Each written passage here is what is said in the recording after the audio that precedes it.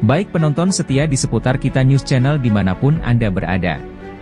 Berita utama kali ini datang dari Tanah Toraja, di mana raut wajah penuh harap tergambar di Aula Kantor Dinas Perpustakaan dan Kearsipan Tanah Toraja pada Selasa 30 Januari 2024. Suasana di dalam aula itu begitu bersejarah, karena inilah hari di mana langkah besar diambil dalam upaya melestarikan batas-batas wilayah adat yang sakral.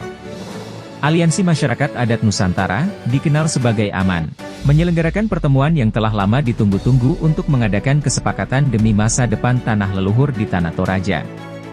Rombak Maranu Sombolinggi, Ketua AMAN Toraja, berdiri tegap bersama Erik Kristal Rantealo, Ketua Adat Wilayah Makale, dan disaksikan oleh perwakilan dari masyarakat adat. Sorot mata mereka yang tajam namun hati yang bersemangat, semakin meneguhkan pentingnya momen ini untuk menegakkan kedaulatan wilayah adat.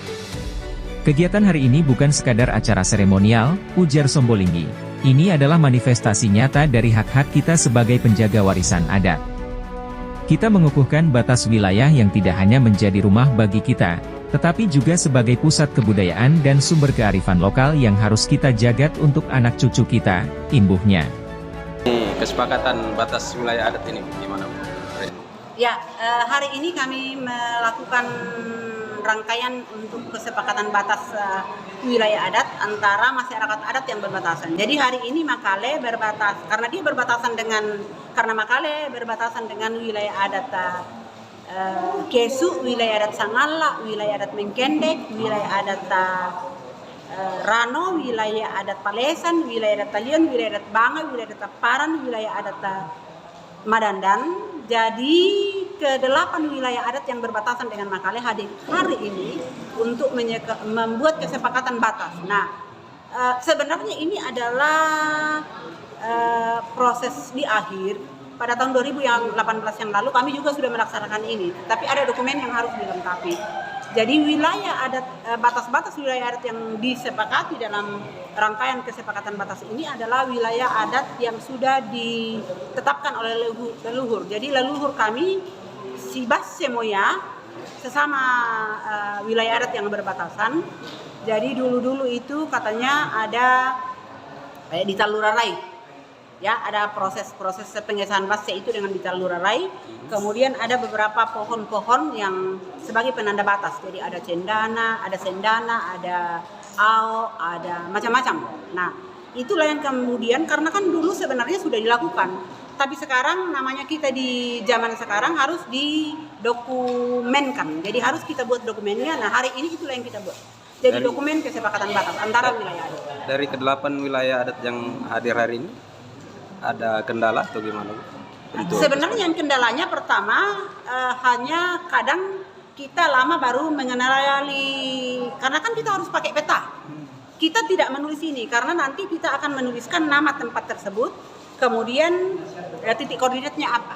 Nah, kadang itu kita kendalanya kalau kita tidak terbiasa membaca peta adalah mengenali dulu kira-kira ini di mana lokasinya, namanya. Nah, itu. Jadi ini kan yang membantu ini kami sejak 2012 itu sudah memulai pemetaan ini.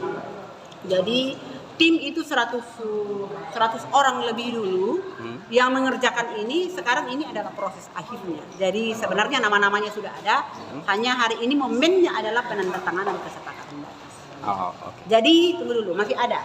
Jadi ini akan kita wariskan ke generasi berikutnya. Kita tidak karena apa? Kalau misalnya kita tidak minta orang-orang tua kita sudah pergi, apa yang akan kami pedomani? Nah, sekarang ini yang ada adalah batas-batas pemerintahan.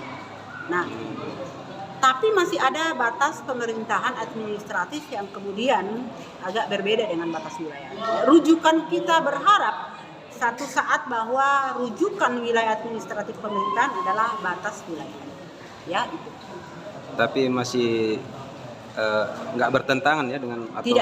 Tidak ada. Jadi tapi ada beberapa titik yang kemudian sekarang misalnya ini seharusnya masuk ke Makale misalnya, tapi dia masuk ke Makale tapi sudah ada misalnya jalan desanya Taparan atau ada SD Taparan di situ, kan tidak masalah sebenarnya. Ya, yang kita harus tahu bahwa ini adalah wilayah. Nah, tadi juga Pak Kristal mengatakan bahwa sebenarnya ini ke depannya wilayah adat inilah yang akan menjadi rujukan untuk pelaksanaan kegiatan upacara adat. Jadi jangan kadang kita yang ada di perbatasan kemudian bingung mau melaksanakan kegiatan adat ini itu mau memakai adatnya mana, adat Makale kah, adat Kesu kah. Nah itu yang kalau batas wilayah adatnya sudah jelas, maka kan jelas itu rujukan itu. Jadi bukan hanya itu, tapi satu kekuatan adalah kesepakatan batas ini atau peta wilayah adat ini akan menjadi alat untuk advokasi hak-hak masyarakat adat. Tidak hanya dijadikan sebagai penegasan batas-batas wilayah, kegiatan ini juga menjadi platform untuk dialog dan penguatan hubungan antar masyarakat adat. Erik Kristal Rantealo menggarisbawahi pentingnya kesatuan visi dalam melindungi dan memelihara warisan adat.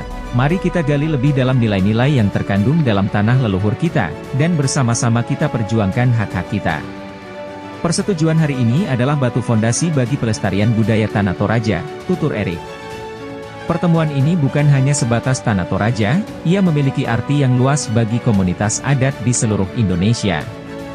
Ini adalah harapan, sebuah langkah kecil yang mungkin bisa memicu gelombang perubahan di berbagai wilayah lain di Nusantara yang berjuang untuk hal yang sama. Kita akan terus mengikuti perkembangan lanjut dari kesepakatan hari ini dan dampaknya terhadap pelestarian budaya adat di Tanah Toraja. Dari Toraja, Sulawesi Selatan, di seputar Kita News Channel, Muhammad Hanif mengabarkan.